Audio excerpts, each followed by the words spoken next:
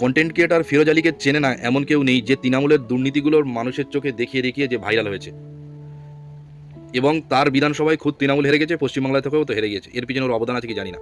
আজকের তার গ্রেপ্তার হওয়ায় সবচেয়ে বেশি যদি কেউ খুশি হয় তারা হলো তৃণমূলের লোকেরা। ঠিক তদ্রূপ তৃণমূলের পরে বিজেপি সরকার ক্ষমতায় এসছে, কোনো একটা মিসআন্ডারস্ট্যান্ডিং হয়তো হয়েছে যেটা সরকারের চোখে লেগেছে, যার কারণে তাকে গ্রেপ্তার করেছে, এবং তার এটা নিয়েও অনেক বিজেপি ভক্তরা তারাও আনন্দ করছে।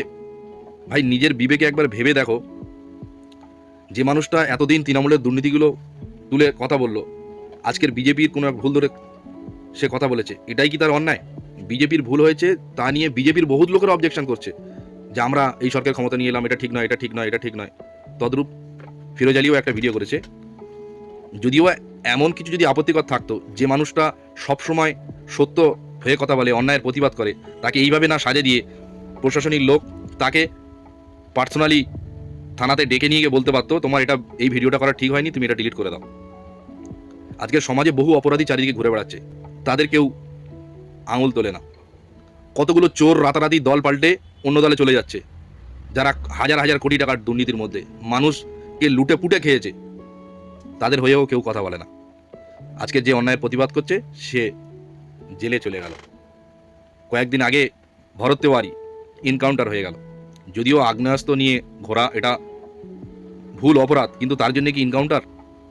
জানি না। আজকের ফিরোজ আলী গ্রেপ্তার হয়ে গেল। এইভাবে যারা অন্যায়ের প্রতিবাদ করে তারা যদি গ্রেপ্তার হয়ে যায়, মানুষের যদি বাক স্বাধীনতা চলে যায়, মনে পড়ে গেল ছোটবেলা সেই বইয়ের কথা, রাজা তোর কাপড় কোথায়। ফিরোজ আলী এমন একজন ব্যক্তি যে কখনো কোনো ধর্মকে নিয়ে কুমন্তব্য করেনি, কোনো ধর্মকে নিয়ে ছোট বড় কথা বলেনি, এমনকি কোনো ভিডিওতে সে বাজে ভাষাও প্রকাশ করে কথা বলেনি। আজকের সেই ফিরোজ আলী গ্রেপ্তার। ভাই, অন্যায়কে পুষবেন না, তৃণমূল অন্যায়কে পুষেছে, আজকের হাড়ে হাড়ে টের পাচ্ছে।